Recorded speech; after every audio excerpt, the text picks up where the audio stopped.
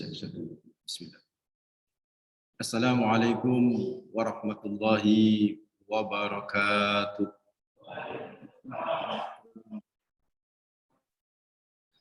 Alhamdulillah wassalatu wassalamu ala asrafil anbiya'i wal mursalin nabiyina Muhammadin wa ala alihi wa sahbihi wa man tabi'ahum bi ihsanin ila yaumiddin.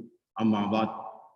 Fa inna asdaqal hadis kitabullah wa khairal hadi hadi Muhammadin sallallahu alaihi wasallam wa syarrul umuri muhdatsatuha wa kullu bid'atin dhalalah wa kullu dhalalatin finnar. Allahumma anfa'na bima 'allamtana wa 'allimna alladhi yanfa'una wa zidna ilma. Allahumma inni a'udzu bika an adilla wa dhalla wa azilla wa zalla wa adlima wa ulama wa jala yujala 'alayya. Rabbi zidni ilma wa sili fi rizqi wa barik li bima razaqtani waj'alni mahbuban fi qulubi ibadik wa azizan fi buyutihim waj'alni wajihan fid dunya wal akhirah wa minal muqarrabin ya kathiran nawal ya hasanal fi'al ya qaiman bila zawal ya mubdian bila mithal falakal hamdu wa lakal minna wa lakas syarafu ala kulli hal wa sallallahu ala nabi Muhammad walhamdulillahi rabbil alamin. Ikhwatad din, hafizakumullah, saudaraku, bapak-bapak, ibu-ibu, jamaah salat subuh, hafizakumullah yang insyaallah selalu dijaga sama Allah Rabbul Alamin. Alhamdulillah, pertama kita panjatkan rasa syukur yang mendalam. Terus-menerus kita haturkan hanya kepada Allah Rabbul Alamin, Tuhan semesta alam ini yang telah begitu banyak memberikan kenikmatannya kepada kita, yang begitu besar menurunkan karunia-Nya, yang kita tak sanggup berhitung dengan nikmatnya yang luar biasa yang Allah karuniakan kepada kita. Yang bisa kita lakukan terhadap nikmatnya adalah selalu bersyukur. Minimal puji syukur di setiap helaan nafas, tidak lepas untuk selalu mengucapkan kalimat hamdalah alhamdulillahirabbil alamin. Alhamdulillahirabbil alamin ini satu keistimewaan yang diberikan Allah kepada umat Islam, Pak. Kalau Bani Israel dulu untuk bisa mengganti nikmat mata saja, itu 500 tahun beribadah, tidak bisa nututin. 500 tahun beribadah. Dalam Sahih Al-Hakim, dalam kitab Al-Mustadraknya, itu diceritakan ada orang ahli ibadah di kalangan Bani Israel, berada di sebuah pulau terpencil. Di pulau itu ada bukit, di situ dia beribadah. Allah atas kekuatan dan kekuasaannya membuat sumber mata air di situ. Dari situ dia minum dan berwudu. Dan Allah menciptakan pohon delima yang setiap malam itu berbuah. Aneh kan? Jadi dia makan dari pohon delima, dia minum dari air itu, dan dia beribadah selama 500 tahun. Dan dia minta kepada Allah supaya dimatikan dalam kondisi sujud. Dan dikabulkan sama Allah. Dalam kondisi sujud, dia meninggal. Kemudian diceritakan oleh Nabi, ketika di alam akhirat, jadi orang ini kan mau dimasukkan ke surga, atau kelompok orang yang masuk surga, karena ibadahnya. Terus Allah tanya dulu kepada dia, bukan Allah, malaikat tanya dulu, kenapa kamu bisa masuk surga? Atas perintah Allah suruh tanya malaikat. Ya, saya ibadah sama Allah 500 tahun. Dilaporkan sama malaikat kepada Allah. Dia beribadah, ya Allah, masuk surga karena ibadah kepada Engkau 500 tahun. Oh ya sudah, kalau gitu masukkan dia ke neraka. Begitu. Kaget, dia kaget. Loh, kenapa saya dimasukin neraka? Ini bahasa saya, Pak. Guna hadis yang panjang ini. Saya ringkas saja. Kenapa saya dimasukkan ke neraka? Ya, karena kamu telah berkata masuk surga karena amal 500 tahun. Dan itu sesuai dengan hadis yang populer kan ya. La yudkhilal jannata bi amali. La yudkhilal jannata ahadukum bi amali. Tak bisa salah seorang di antara kalian masuk surga gara-gara apa? Amal. Itu Pak. Jadi sesuai dengan hadis Bani Israel ini. Kata Allah, ya kamu mengatakan masuk surga gara amalmu, ya sudah. Amalmu nggak akan pernah bisa masukin surga. Kau masuk neraka aja. Kamu tahu nggak? Masuk surga itu karena rahmatku, bukan karena amal. Rahmatku itu ada di pohon delima itu. Anda tidak aku ciptakan delima itu kok nggak bisa makan, nggak bisa ibadah.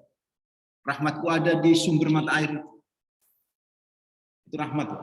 Andai nggak ada itu kita nggak bisa ibadah. Kata Allah kepada dia. Udah masuk neraka aja. Terus dia masih ngeyel. Ya Allah, ya Rabb, 500 tahun tak cukup untuk bisa memasukkan saya ke surga. Apa kata Allah? Ini khusus Bani Israel, Pak. Nikmat dua matamu itu baru setara dengan 500 tahun. Nikmat kedua matamu itu baru setara 500 tahun juga ada. Padahal nikmat yang lain banyak kan, Pak? Ada telinga, ada mulut, ada jantung, ada banyak. Baru dua organ mata itu setara dengan 500 tahun. Wangel jadi umat Bani Israel. Alhamdulillah kita jadi umatnya Nabi Muhammad SAW. Khusus untuk Nabi Muhammad, hamdan yuwafi ni'amahu wa yukafi umazi. Khusus Nabi Muhammad. Cukup kita hamdalah. Hamdalah itu mengcover semua nikmat yang Allah berikan. Cukup dengan hamdalah. Ngomong alhamdulillah aja wangel itu kan namanya al-manual kebaca tuh. Allah sudah kasih kemuliaan kepada kita. Hamdalah. Ala kulli hal. Dalam kondisi apapun, alhamdulillah. Alhamdulillah. Ditanya orang lagi sakit, Pak, sampean. Ditanya orang, gimana? Alhamdulillah, ala kulli hal. Itu saja. Itu yuwafi ni'amahu yang awalnya sakit, bisa jadi enggak sakit pun. Karena alhamdulillah itu membentuk kekuatan positive thinking dan berpikir positif itulah yang membuat ana inda dzanni abdi, kata Allah. Itu kan saya kaitkan hadis-hadisnya itu kan ya. Dengan berpikir positif itulah kemudian Allah mengikuti pikiran positif kita. Yuk, yang pertama, jangan sampai kering lisan itu mengucapkan apa? Alhamdulillahirabbil. Yang kedua, saudaraku, sebagai wujud rasa cinta kita kepada Rasulullah Muhammad SAW, lisan juga nggak boleh kering untuk berselawat kepada beliau, mengucapkan salam kepada beliau, Rasulullah Muhammad SAW. Banyak-banyakin salawat kepada beliau, Pak. Jangan pelit berselawat kepada beliau.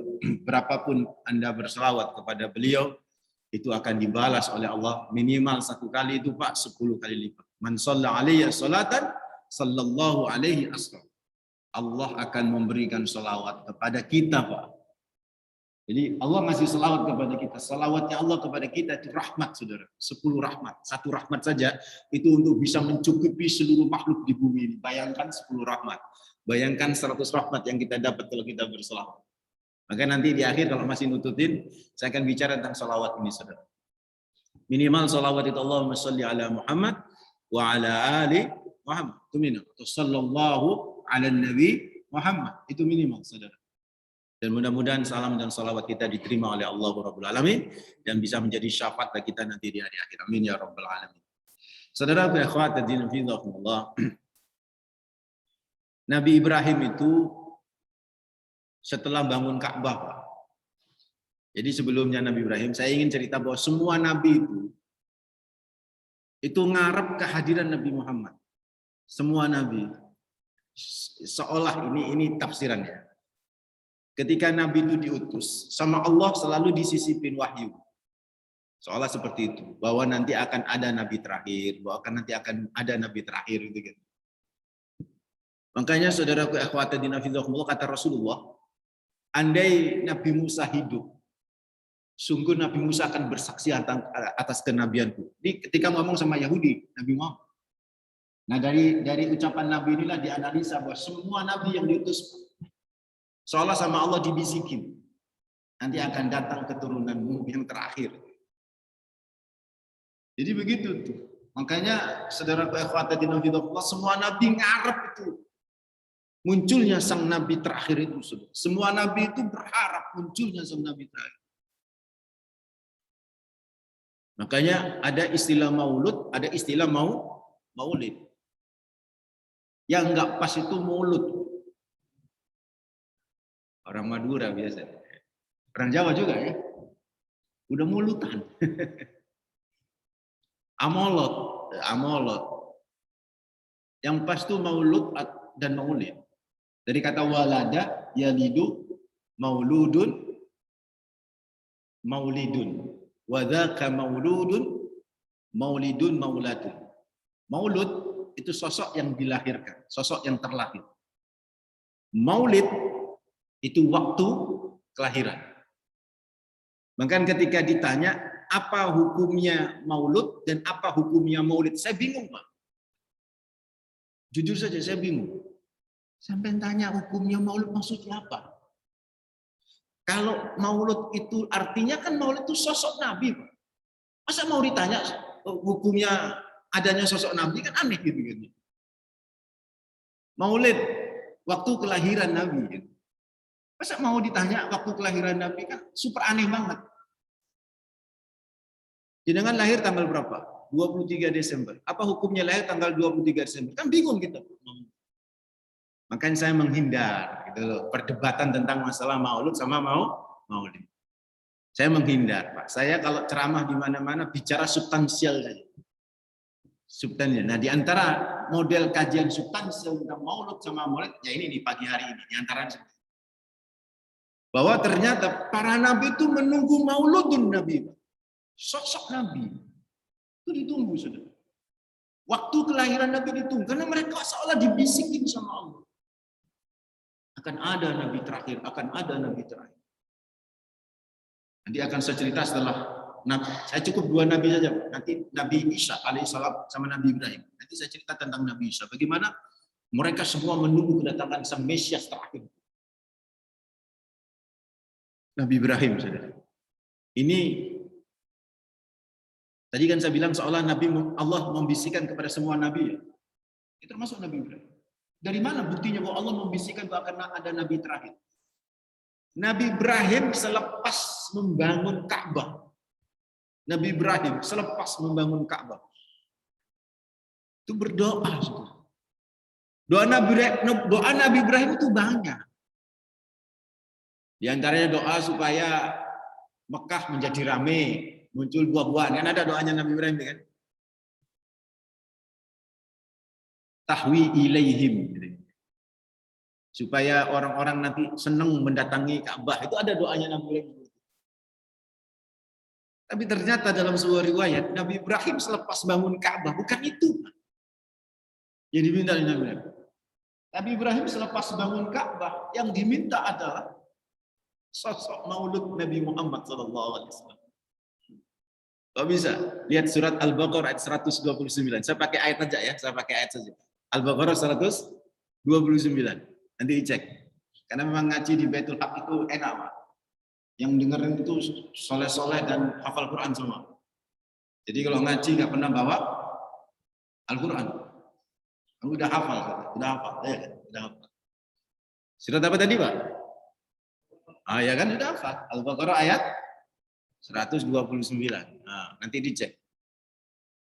Rabbana wab'ats fihim rasulam minhum yatlu 'alaihim ayatika wa yu'allimuhumul kitaba wal hikmata wa yuzakkihim innaka antal azizul hakim. Apa kata Nabi Ibrahim? Nabi Ibrahim berdoa itu, Pak, di sampingnya ada Nabi Ismail. Karena sama-sama bangun Ka'bah kan, Nabi Ibrahim sama Nabi Ismail. Nabi Ismail masih remaja pada waktu itu. Yang dipanjatkan doanya Rabbana wab'ats fihim rasulam minhum wab'ats fihim. Rabbana, wahai Tuhan kami. Wab'ats fihim rasulam minhum, utus satu sosok seorang rasul untuk mereka yang ada di sekitaran Ka'bah, minhum, dari kalangan mereka. Yang bertugas yatlu 'alaihim ayatika, yang bertugas membacakan ayat-ayatmu kepada mereka. Wa yu'allimuhumul kitaba wal hikmata, yang mengajarkan Alkitab dan hikmah, wa yuzakkihim, dan mensucikan hati mereka. Innaka antal azizul hakim. Engkau ya Allah sesungguhnya maha perkasa untuk melakukan itu semua dan bijaksana. Siapa yang dimaksud oleh Nabi Ibrahim dengan doa ini? Pertama ada clue di situ, ada petunjuk, ada indikator. Pertama indikatornya minhum, fihim dan minhum, yaitu sekitaran Ka'bah. Berarti Nabi itu lahir di sekitaran Ka'bah. Tidak ada satupun Nabi, saudaraku, yang lahir di sekitaran Ka'bah kecuali siapa? Nabi Muhammad SAW. Nabi Ismail hidup di sekitaran Ka'bah, ya, tapi tidak lahir di sekitaran Ka'bah. Nabi Ismail lahir di Kan'an, Palestina. Kemudian berhijrah bersama Hajar sama Ibrahim alaihissalam, tinggal di kota Mekah. Beliau tidak lahir di Mekah. Beliau cuma pindahan saja. Jadi bukan orang pribumi itu Nabi Ismail alaihissalam. Tapi kemudian nikah dengan orang Arab di situ, suku Arab di situ, kemudian akhirnya muncullah Nabi Muhammad sallallahu alaihi wasallam.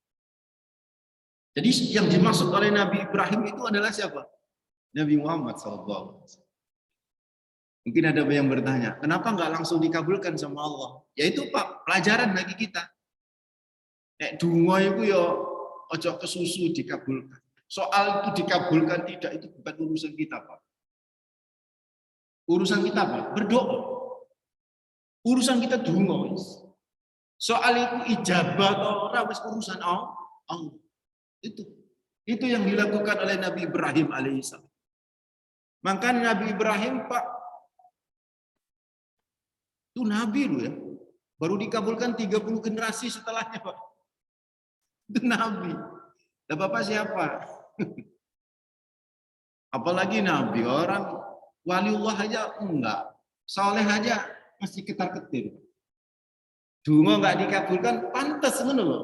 Dungo kok ya suwe enggak diijabahi, wajar Pak. Wajar banget gitu. Nabi Ibrahim tidak dikabulkan Pak. Selama bentangan 30 generasi.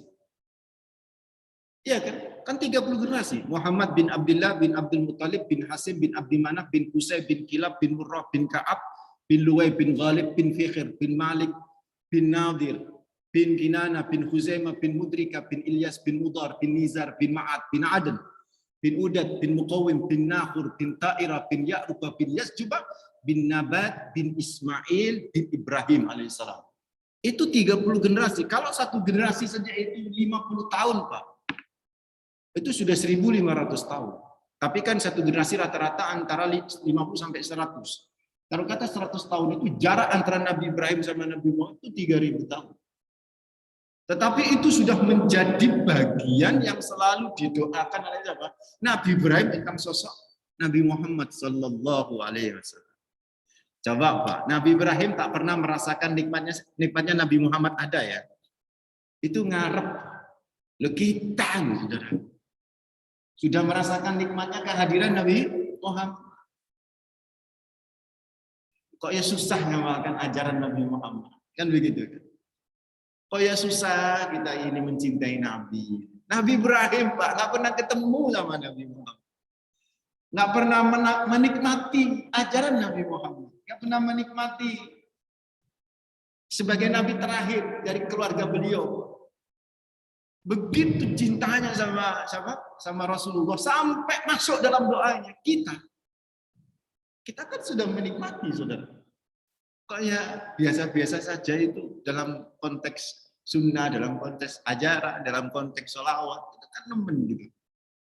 Ini pelajaran ya Pak ya dari Nabi Ibrahim alaihissalam. Yang kedua Pak, Ibu Hafizahullah. Siapa Nabi Isa alaihissalam. Nabi Isa ini, Masya Allah, Nabi Isa itu sampai Nabi sendiri ngomong begini, saking dekatnya sama Nabi Isa. Ana aulan nas bi Isa, maka baini wa bainahu nabiy.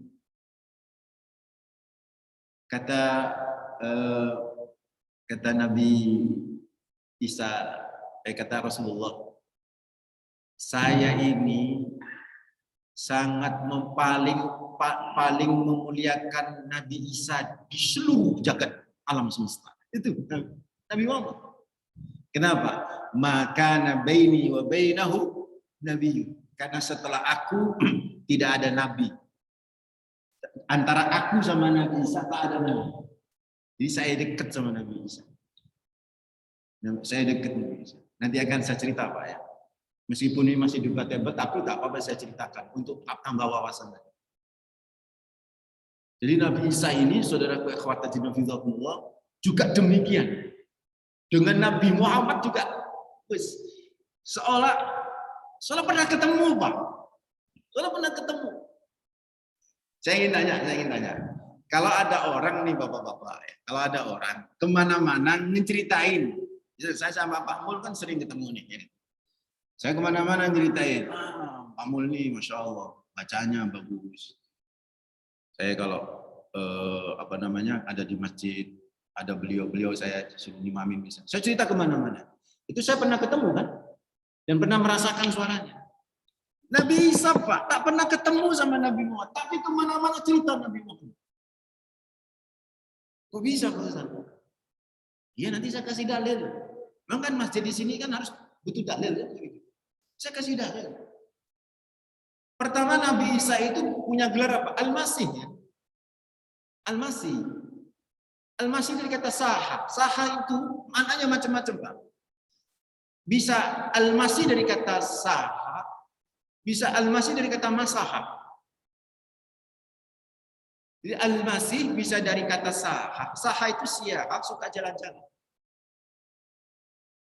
Bisa juga dari kata masaha. Masa itu mengusap. Makanya kalau Nabi Isa Al-Masih itu mengusap. Tapi Nabi Isa itu rambutnya kelimis. Kelimis. Karena ada minyak, seperti ada minyak itu. Nah, selalu beliau mengusap rambutnya. Maka disebut Al-Masih. Tapi Al-Masih juga bisa berarti saha. Saha itu jalan-jalan. Maka Dajjal juga disebut apa?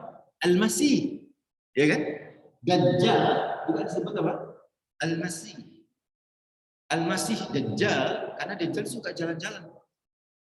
Dalam sekian jam Dajjal sudah bisa menjelajahi dunia. Itu salah satu kehebatan Dajjal.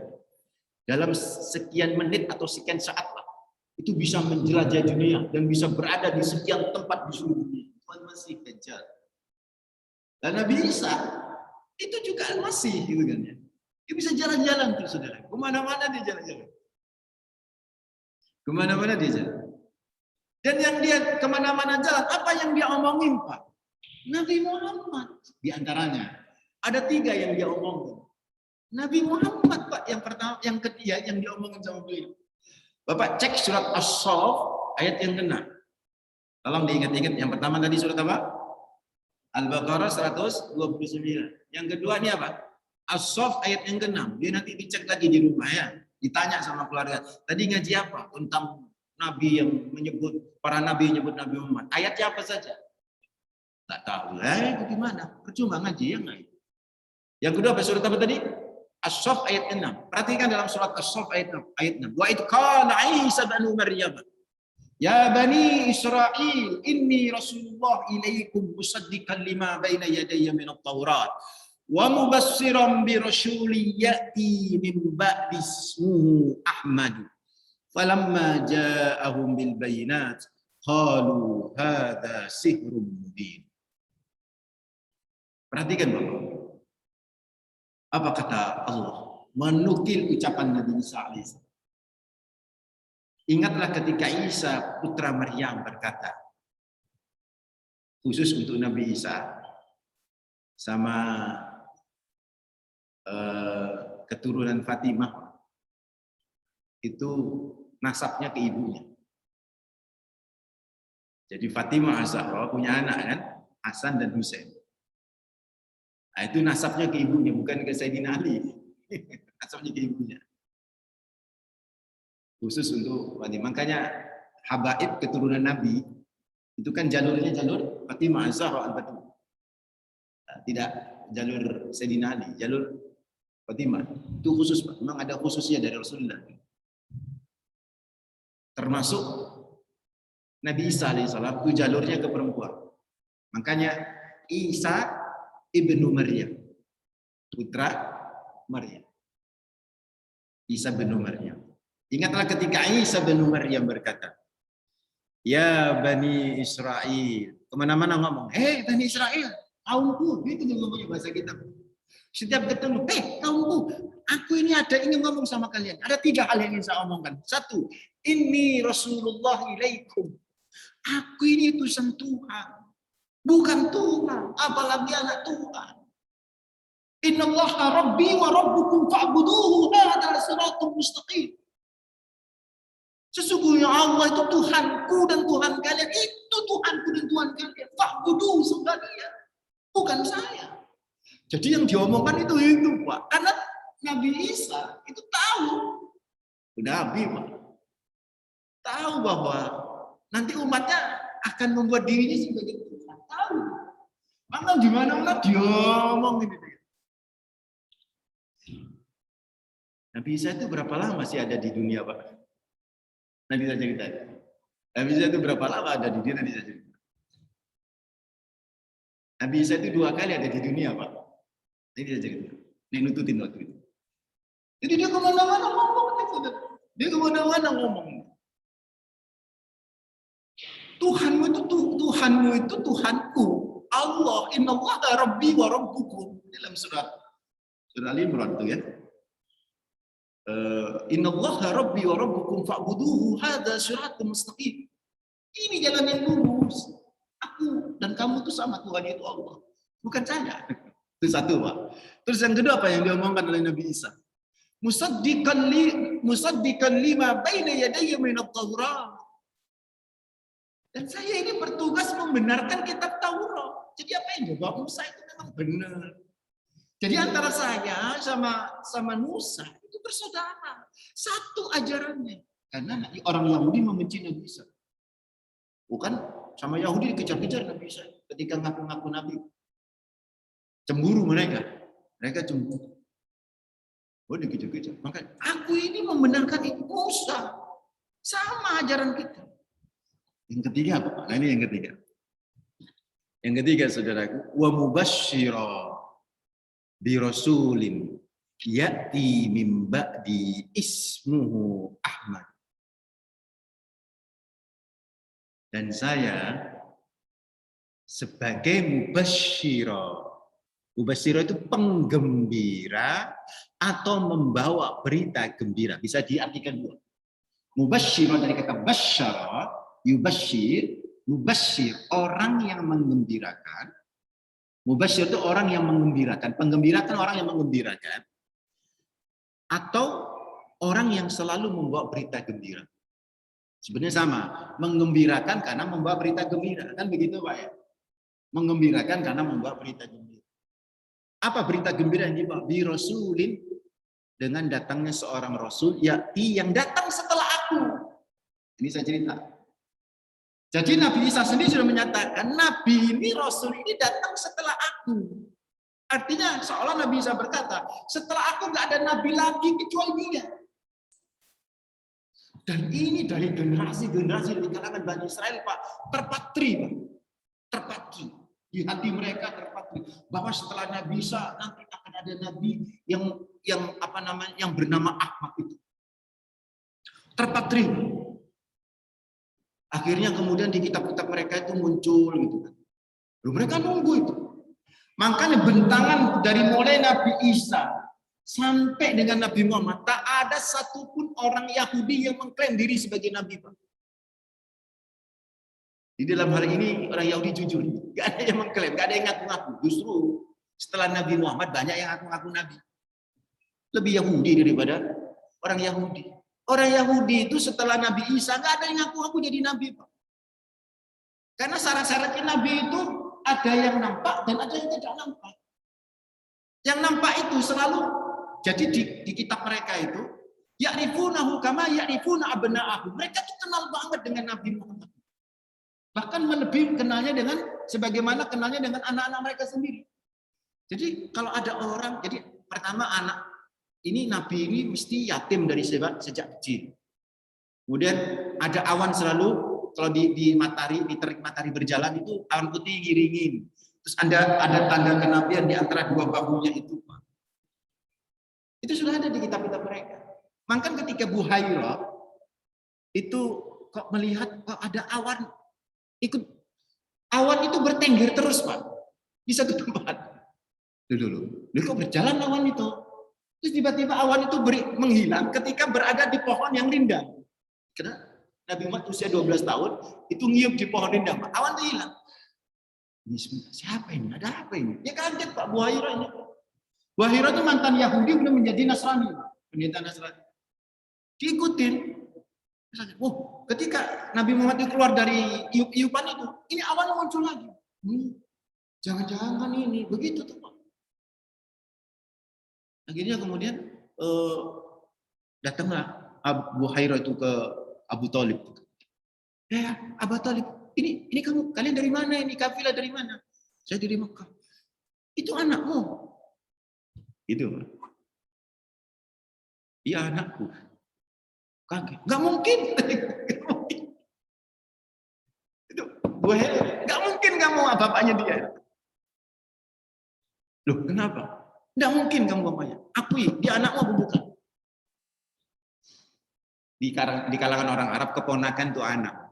Dia anak keponakan. Itu betul kan? Ya Nabi, ya Nabi. Itulah rahasianya kenapa Pak Abu Thalib itu sama Rasulullah itu begitu cintanya setelah kasus itu. Dia udah tahu nih. Udah tahu. Dia Nabi. Jangan teruskan ke Syria. Karena orang Syria itu banyak orang Yahudi dan dia nunggu-nunggu nih Pak. Jadi kalau sampai ketahuan ternyata dari golongan kalian, wah habis dia Muhammad. Udah pulang aja. Dia anak yatim Pak. Jadi udah tahu kalau orang Yahudi tahu bahwa Nabi terakhir itu yatim. Yahudi tahu bahwa ada awan. Itu dilihat tandanya sama Buhairah, ada tandanya. Ya pulang aja. Jadi setelah Nabi Isa nggak ada Nabi. Dan Nabi Isa itu berkata, Ismuhu Ahmadu. Nah, Pak, saya ingin menjelaskan. Saya nggak ada papan tulis ya. Coba Bapak mencongak ya dalam alam pikiran. Ahmadu. Bisa bayangin Pak ya? Ahmadu. Ada 3 kemungkinan tentang makna Ahmadu ini Pak.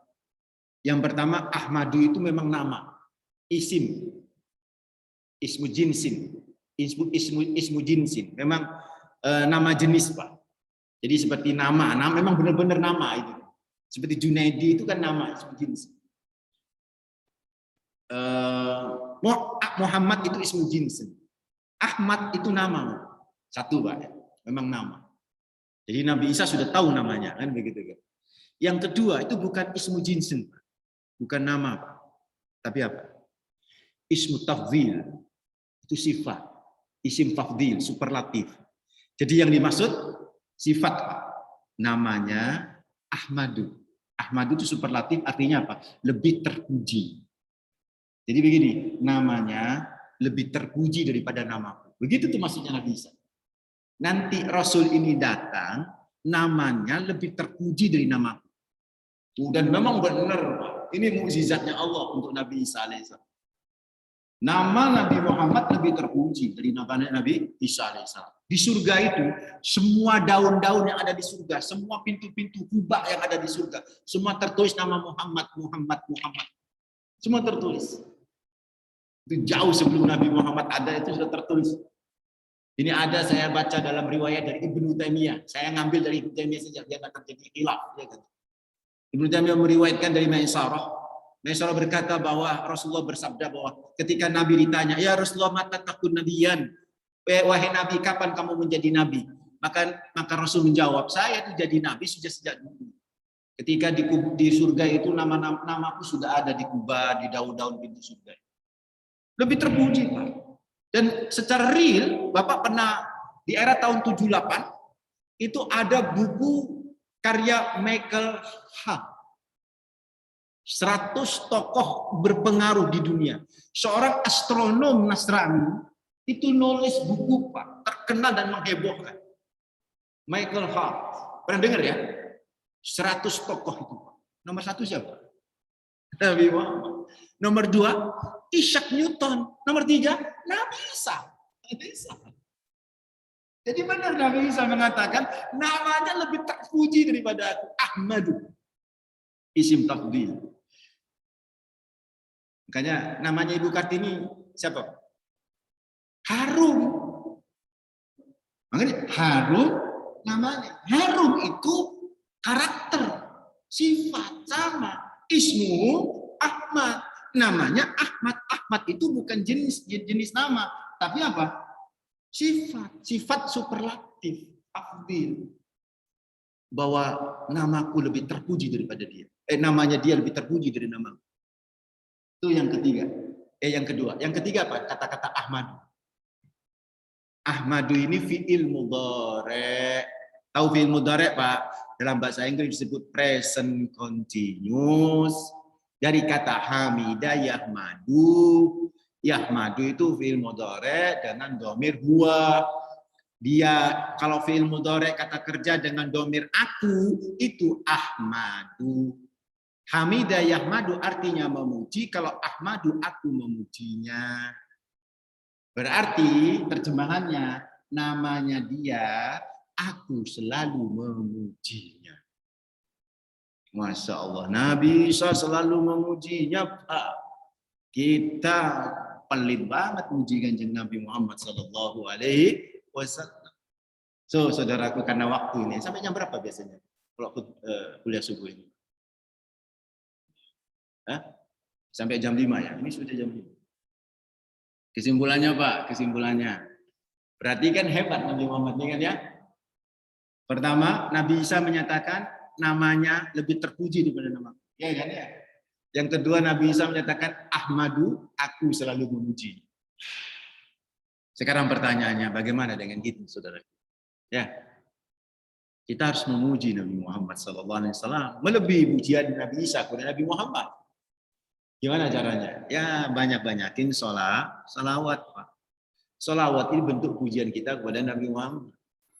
Ya sudah tentu selain salawat adalah mengamalkan ajarannya. Karena memuji Nabi Muhammad tak mengamalkan ajarannya, namun menghina itu, Pak. Ngaku umat Nabi Muhammad tapi gak mengakoni ajaran Nabi, itu hina, itu menghina Nabi. Menghina Nabi. Menghina sunnah-sunnahnya Nabi. Sekalian saya tidak melembret, Pak. Misalnya ya. Apa namanya, kan ada yang isbal dan ghairul isbal. Itu kan khilaf di kalangan para ulama. Tetapi kita nggak boleh menghina yang apa namanya yang nggak isbal, Pak. Ya. Yang nggak isbal. Karena ketika orang yang tidak isbal itu orang yang telah meyakini bahwa tidak isbal itu sunnah, kan begitu. Terus kita hina-hina. Oh, itu menghina sunnah, nggak boleh. Orang pakai cadar, dia menganggap itu sunnah, ya kan? Nggak boleh dihina-hina. Nggak boleh menghina orang yang suka ke masjid soalim loh. Itu menghina Nabi itu, saudara. Andai Nabi hidup, sedih Nabi itu. Itu, saudara. Dan yang kedua tadi banyak-banyakin salawat dan memuji Nabi Muhammad SAW. Salawat ini amazing, saudara. Salawat ini. Semua amalan itu bisa diterima, bisa tidak, kecuali salawat, kata para ulama. Kecuali salawat. Salawat itu pasti diterima. Hatta Anda nggak kusuk pun itu bisa diterima. Kan banyak-banyakin salawat kepada Rasulullah Muhammad SAW. Mudah-mudahan bermanfaat ya Pak ya. Kalau mau ada diskusi ya silakan. Kalau enggak ya kita tutup ya. Mudah-mudahan bermanfaat dan mudah-mudahan ini bisa menjadi inspirasi bagi kita semua. Aqulu qouli hadza wa astaghfirullah li wa lakum innahu huwal ghafurur rahim. Mohon maaf. Assalamualaikum warahmatullahi wabarakatuh.